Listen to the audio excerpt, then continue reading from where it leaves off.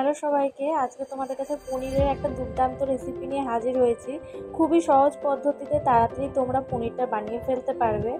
আর এই পনিরটা তোমরা একবার রুটি বা পরোটার সাথে খেয়ে দেখো, এত সুন্দর লাগে খেতে। তোমরা এর পরের বার কমেন্টে এসে আমাকে নিজে বলবে। যাই হোক, এর জন্য নিয়ে নিয়েছি দুটো টমেটোটা কিউব কিউব করে কেটে নিচ্ছি, কারণ এটা মিক্সিতে পেস্ট হবে। আমার টমেটো কুচি লাগবে না। টমেটোটা দেখো কাটা হয়ে গেছে, এবার এটা মিক্সিতে দিয়ে দেবো। দিয়ে টমেটোর একটা পিউরি বানিয়ে নেব। এবার নিয়ে নিয়েছি 500 মতো পনিরটা কিউব কিউব করে কেটে নেবো, একটু ছোট করে পিস করে কাটবো, তাহলে ভালো হবে। এবার কিছু গরম মশলা ড্রাই রোস্ট করে নেবো। এখানে নিয়ে নিয়েছি জয়িত্রী, 2টো স্টার আনিস, 4টে কি 5টা মতো এলাচ, লবঙ্গ, দারচিনি আর কটা গোলমরিচ। এবার ওটা ড্রাই রোস্ট করে নিয়েছি। এবার ওই একই কড়াইয়ে দিয়ে দেবো চারমগজ তোমরা নর্মাল লোকাল গ্রসারি শপে পেয়ে যাবে। এবার কড়াইয়ে তেল দিয়ে কিছু কাজু বাদাম ভেজে নেব। ভাজার পর ওই তেলের মধ্যেই পনির দিয়ে দিয়েছি। পনিরটা এখানে ভাজা হোক, ততক্ষণ এখানে সমস্ত রোস্ট করে রাখা মশলাগুলো গ্রাইন্ড করে নেব এরকম পাউডার ফর্মে। ভাজা পনিরগুলোই জলের মধ্যে রেখে দেবো। জলটা সাধারণত রুম টেম্পারেচারের হলেই হবে। জলের মধ্যে রাখলে কি হয়, পনিরগুলো ভাজার পর পনিরগুলো একটু শক্ত হয়ে যায়।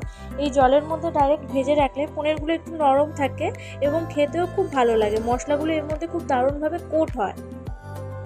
এবার তেলের মধ্যে ফোড়ন দিয়ে দেবো মৌরি এবং কালো জিরে ফোড়ন।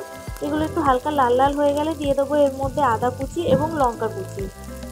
মশলাটা একটু ভাজা ভাজা হয়ে গেলে দিয়ে দেবো এর মধ্যে টমেটো পিউরি। 2 থেকে 3 মিনিট টমেটোটা ভাজার পর এর মধ্যে সমস্ত গুঁড়ো মশলাগুলো দিয়ে দেবো। দিয়েছি এর মধ্যে হলুদ গুঁড়ো, ধনে গুঁড়ো 1 চা চামচ, দিয়েছি কাশ্মীরি গুঁড়ো লঙ্কা এবং দেবো কিছুটা পনির বাটার মশলা। এটাও তোমরা মুদির দোকানে অ্যাভেলেবেল পেয়ে যাবে। মশলাটা মিনিমাম 3 থেকে 4 মিনিট লো কি মিডিয়াম ফ্লেমে কিছুক্ষণ কষিয়ে নেব। কষানোর পর এর মধ্যে অ্যাড করবো কিছুটা লবণ, দেবো 1 চা চামচ মতো চিনি। লবণ ও চিনিটা একটু অ্যাডিশনাল, এটা তোমাদের যদি পরে মনে হয় একটু লাগবে সেটা তোমরা দিতে পারো। এর মধ্যে এবার দেবো একটুখানি কাসুরি মেথি। শেষে আমরা কাসুরি মেথি দেবোই, কিন্তু মশলাটা কষানোর সময় কাসুরি মেথিটা দিলে স্বাদটা আরও বেড়ে যায়। এবার এর মধ্যে কিছুটা দই দিয়ে দেবো। দই দিয়ে মিনিমাম 3 থেকে 4 মিনিট লো ফ্লেমে কষানোর পর এর মধ্যে দিয়ে দেবো জল। আমরা যেহেতু এটা গ্রেভি খাবো, তাই আমরা একটু জলটা কম দিয়েছি। পনিরের তরকারিটা একটু গ্রেভি না হলে ভালোও লাগে না। এবার এর মধ্যে দিয়ে দেবো পনিরটা দেওয়ার পর মিনিমাম 2 থেকে 3 মিনিট মতো হাই ফ্লেমে ফোটাবো এবং শেষে দিয়ে দেবো কাসুরি মেথি দেওয়ার পর এটা 1 থেকে 2 মিনিট মতো ফোটাবো, তারপর ফ্লেম অফ করে দেবো। নিরামিষে পনির তরকারি তোমরা অবশ্যই একবার রুটি বা পরোটার সাথে ট্রাই করে দেখো এবং বলো কেমন হয়েছে, এবং ভালো লাগলে চ্যানেলটা সাবস্ক্রাইব করে দিও। টাটা।